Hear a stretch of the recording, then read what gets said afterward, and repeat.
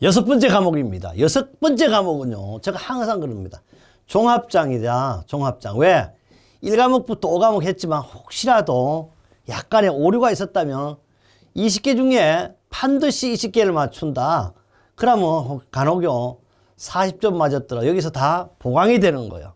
그래서 물론 이런 얘기 하잖아요. 시작 좋아야 합니다. 그런데 끝은 더 좋으면 좋아요.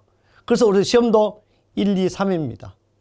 3차를 잘해야만이 최종 합격이 되는 거죠. 그래요. 안전한 합격을 위해서 여섯 번째 과목은요, 101번째부터 120번째까지면 우리 약 한 457개 국가기술 자격증 중에요. 가장 시간도 길고 과목 수가 많은 것이 건설안전기사입니다. 아무튼 건설안전기사는 그래서 국가에서 대우도 남다르게 좀 해줬으면 좋겠습니다. 저의 바람이고 여러분에도 바람일 겁니다. 101번 보면요. 공정률이 65%인 건설 현장의 경우 공사 전체 진척에 따라 산업안전보건관리 최소 사용 기준은 옳은 것이요. 이것은 앞에 숫자만 기억하면 돼요. 얼마예요?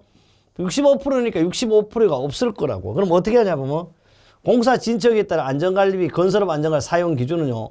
50에서 50% 이상 70% 미만 얼마까지 쓸 수가 있다? 50에서 70 사이는 무조건 50밖에 못 써. 앞에 숫자를 기억해. 그럼 50% 답이야. 이거. 얼마니까? 65니까 65 요 안에서 들잖아. 그 다음 70% 이상 바로 90% 미만은 앞에 숫자 70% 이상을 쓸 수가 있어요. 그 다음 90% 이상이니까 90% 이상을 쓸 수가 있습니다. 이 내용은요 6-11쪽에 있어요. 또 건설업 산업안전보건관리비 계산기준 2024년 53호로서 2024년 9월 19일 이 내용은 언제부터 쓰겠냐? 2025년 1월 1일부터 적용하고 있습니다. 또 한 번 강조. 제가 강의한 날짜는 2025년 바로 1월 2일입니다. 바로 여러분에 맞게 이 강의가 최근 강의라고 이렇게 생각하시면 되겠고 여러분의 맞춤형 강의가 되겠습니다.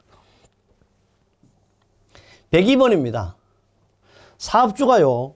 유해위험 방지계획서 제출 후 건설공사 중 6개월 이내마다 안전보건공단 이걸 가지고 한국산업안전보건공단 확인을 받아야 할 내용이 아닌 것은 한국산업안전보건공단은요. 유해위험 방지계획서 내용과 실제 공사 내용이 부합하는지 같은지 틀린지 부합이라고 그러죠. 요거 반드시 확인을 받아야 돼요. 유해위험 방지계획서요. 변경 내용의 적정성 반드시 이것도 확인을 받아야 합니다. 셋째요. 자율안전관리업체 유해위험 방지계획서 제출 심사 면제. 이거는 뭐요? 자율안전관리업체 유해위험 방지 제출 심사 면제를 받았는데 왜 가서 받냐고. 이거는 읽어만 봐도 답이 보임을 알 수가 있습니다. 추가적인 유해위험 요인의 존재 여부도 역시 확인을 받아야 합니다. 그래서요. 산업안전보건법 시행규칙 46조에는 확인을 받아야 될 것은 1번, 2번, 4번밖에 없어요. 그래서 이런 것은 받지 않는다. 답은 몇 번? 3번이었습니다. 103번째 문제를 보겠습니다. 103번째 문제 보니까요.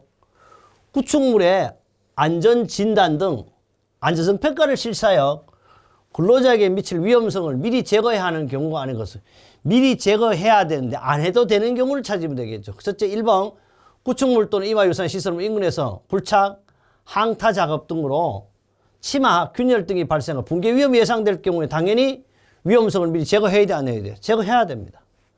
두 번째요. 구조물, 건축물, 그 밖의 시설물이 그 자체 무게, 적설, 눈, 풍압, 바람 또는 그 밖에 부과된 하중 등으로 붕괴될 위험이 있을 경우도 당연히 어떻게 될까요? 위험성을 미리 제거해야 되죠. 그죠? 셋째, 하재 등으로 구축물 또 이와 유사한 시설물의 내력이 심하게 저하되었을 당연하게 받아야 되겠죠. 네 번째, 구축물의 구조처가 안전하고 과도하게 설계돼. 배보다 뭐가 더 커?